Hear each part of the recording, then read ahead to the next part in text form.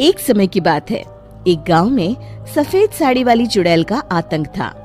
चुड़ैल रात भर गांव में घूमती और गांव का जो भी आदमी उसे दिखाई देता उसे वो घायल कर देती। अरे कोई तो बचाओ, मर गया रे। एक रात हरिया अपने खेत से अपने घर लौट रहा था कि तभी अचानक उसके सामने चुड़ैल आ जाती है। अरे बाप रे, ये चुड़ैल कहाँ से आ गई? आज तो मैं गया काम से।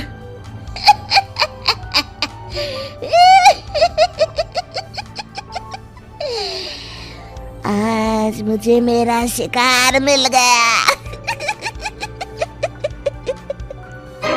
अरे चुड़ैल दीदी, मुझे छोड़ दो। जैसे ही चुड़ैल हरिया की तरफ बढ़ती है, हरिया वहाँ से भाग जाता है और अपने घर के दरवाजे पे पहुँचता है। अरे भगवान, जल्दी से दरवाजा खोलो, मेरे पीछे चुड़ैल पड़ी है। हरिया की पत्नी जल्दी से दरवाजा खोल देती है। अरे आप इतना हाफ क्यों रहे हैं? अरे मेरे पीछे चुड़ैल पड़ी है, आज तो मैं बाल बाल बच गया। जल्दी से सभी दरवाजे और सभी खिड़कियों को बंद करके बत्ती बुझा दो। तभी चुड़ैल हरिया के घर के पास पहुंच जाती है। अरे वो आदमी कहाँ गायब हो गया? मैं भी देखती हूँ आखिर कब तक बचेगा। मैं अपने शिकार को इतनी आसानी से नहीं छोड़ती। इतना कहकर चुड़ैल वहाँ से चली जाती है। वहीं दूसरी तरफ हरिया और उसकी पत्नी दोनों अपने घर की खिड़की से ये सब देख रहे होते हैं। अरे बाप रे, ये तो बड़ी डरावनी चुड़ैल थी। अगले दिन ये बात आग की तरह पूरे गांव में फैल जाती है और धीरे धीरे लोग चुड़ैल के डर के मारे शाम होते ही अपने घरों से बाहर निकलना बंद कर देते हैं। कुछ दिनों के बाद भाई, मैंने तो इस चुड़ैल के डर के मारे रात को अपने खेतों को पानी देना बंद कर दिया है। कहीं मेरी फसल सूख गई तो मैं तो कहीं का नहीं रहूंगा।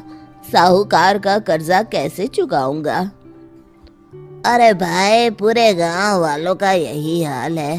पता नहीं ये चुड़ैल हमारे गांव में कहां से आ गई। फिर एक दिन गांव के पास वाली नदी के किनारे एक बहुत बड़े तांत्रिक के आने की बात कुछ गांव वालों को पता चलती है।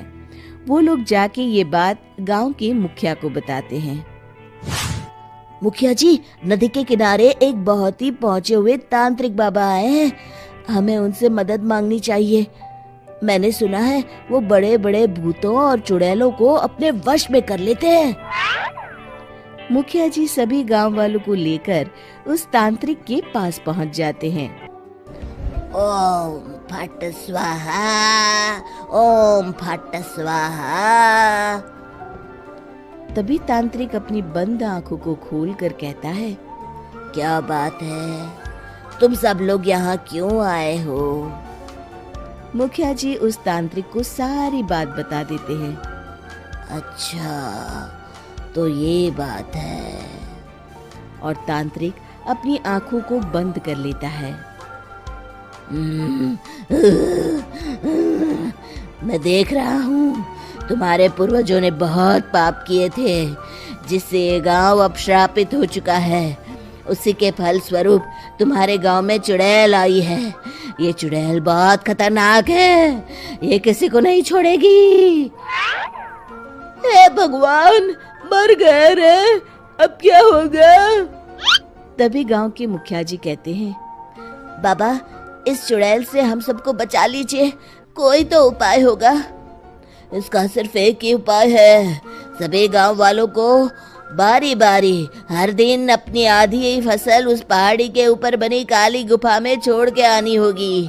तभी उस चुड़ैल की भूख मिटेगी और श्राप का प्रभाव खत्म हो जाएगा और तुम सब जिंदा बच जाओगे। सभी गांव वाले उस तांत्रिक की बात को मान लेते हैं और वहां से चले जाते हैं। फिर अगले दिन से रोज उस गांव के लोग बारी बारी से अपनी आधी फसल उस काली गुफा के पास जाकर रखाते। कुछ दिनों बाद हरिया की बारी आती है। बाप रे, आज तो मेरी बारी है उस काली गुफा में जाने की। क्या करूं? वो तो बड़ी खतरनाक चुड़ैल है। मेरे तो हाथ पैर कांप रहे हैं। फिर हरिया डरते डरते अनाज की बोरियां अपनी बैलगाड़ी में लाद देता है। तभी हरिया की पत्नी उससे कहती है, देखो जी, संभल के जाना और किसी भी हालत में शाम होने से पहले वापस आ जाना। उस चुड़ैल का कोई भरोसा नहीं है जी। हरिया बैलगाड़ी में बैठते हुए कहता है, भगवान, मैं क्या वापस आऊंगा? लगता है अब तो मेरी खबर ही आएगी। इतना कहकर हरिया वहां से चला जाता है। रास्ते में जंगल से गुजरते हुए हरिया की बैलगाड़ी का एक चक्का बड़े गड्ढे में फंस जाता है। हे भगवान, अब ये क्या मुसीबत है? हरिया नीचे उतर के पूरी ताकत से अपनी बैलगाड़ी को गड्ढे से निकालने की कोशिश करता है। बहुत देर मेहनत करने के बाद हरिया की बैलगाड़ी उस गड्ढे से बाहर निकल जाती है। हे भगवान, अब तो शाम होने वाली है। आज तो मैं गया काम से। जैसे तैसे हरिया काली गुफा में पहुंच जाता है। अरे मर गया रे, यहाँ तो चारों तरफ डरावना माहौल है। मैंने यहाँ आने में बहुत देर कर दी, कहीं चुड़ैल नाराज ना हो जाए। हरिया अनाज की बोरियां वहां रख के जैसे ही जाने लगता है, तभी उसे किसी के आने की आवाज सुनाई देती है। हरिया एक कोने में छुपकर अंदर देखने लगता है। चुड़ैल वहां आती है और फिर अपने चेहरे से नकली चुड़ैल का मुखौटा निकाल देती है। हरिया ये देख के हक्का बक्का रह जाता है। तभी चुड़ैल कहती है, भैया यहाँ आना। आज तो बहुत अनाज आया है, इसे मिलाकर अब हमारे पास ढेर सारा अनाज जमा हो गया है। कल ही हम इसे शहर में बेच आएंगे और माला माल हो जाएंगे। तभी अंदर से नदी के किनारे वाला तांत्रिक बाहर आता है। अरे, ये तो तांत्रिक बाबा है। हाँ, अब तो हम दोनों की जिंदगी मजे में कटेगी। गांव वालों को बेवकूफ बनाना इतना भी मुश्किल नहीं था। लोग तो तुम्हें सच में असली चुड़ैल समझते हैं। हाँ, तुमने सही कहा। अब ये गांव वाले चुड़ैल के डर से जिंदगी भर इस काली गुफा में अनाज पहुंचाते रहेंगे। अच्छा, तो ये बात है। ये दोनों पूरे गांव वालों को बेवकूफ बना रहे हैं। अभी जाकर सबको बताता हूँ। हरिया उन दोनों की पूरी बातें सुन लेता है और जल्दी से वापस गांव में आता है। गांव वालों को पूरी बात बता देता है। इससे पहले वो दोनों हमारा अनाज लेकर शहर जाए, हमें उन दोनों को पकड़ना होगा। उधर दूसरी तरफ नकली तांत्रिक और नकली चुड़ैल बनी औरत एक बड़ी गाड़ी में सारा अनाज लाद के वहां से निकलने की तैयारी कर रहे होते हैं। जल्दी करो, इससे पहले हमें कोई देख ले। हमें यहाँ से निकलना होगा। और तभी वो दोनों देखते हैं कि सामने से सभी गांव वाले अपने अपने हाथों में मशाल लेके आ रहे हैं। दोनों बुरी तरह डर जाते हैं।